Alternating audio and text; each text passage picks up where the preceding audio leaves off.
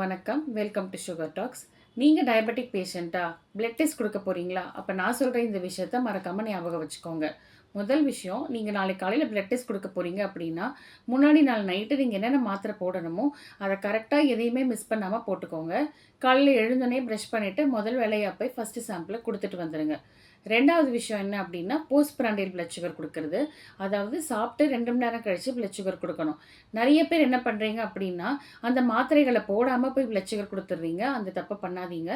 With tablets தான் உங்களோட blood test பண்ணணும்.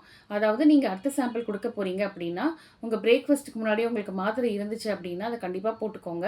சாப்பிட்ட வாட்டி சாப்பிட்டதுக்கப்புறம் போட வேண்டிய மாத்திரைகளையும் போட்டுக்கோங்க. போட்டுட்டு 2 ஹவர்ஸ் கணக்கு வச்சு நீங்கள் போஸ்ட் பிராண்டியல் சாம்பிள் கொடுக்கணும்.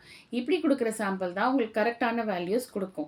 1.5 மணி நேரத்தில் கொடுக்குறதோ இல்லை மாத்திரைகளை போடாமல் கொடுக்குறதோ உங்களோட பிளட் ரிசல்ட்ஸில் கரெக்டாக வரத்துக்கு வாய்ப்பு இருக்காது. டெஸ்ட் கொடுக்க போகிறீங்க அப்படின்னா கரெக்டான மாத்திரைகளை எப்பயும் போல் ரொட்டீனாக எப்படி போடுவீங்களோ அப்படி போட்டுட்டு பிளட் டெஸ்ட் கொடுங்க.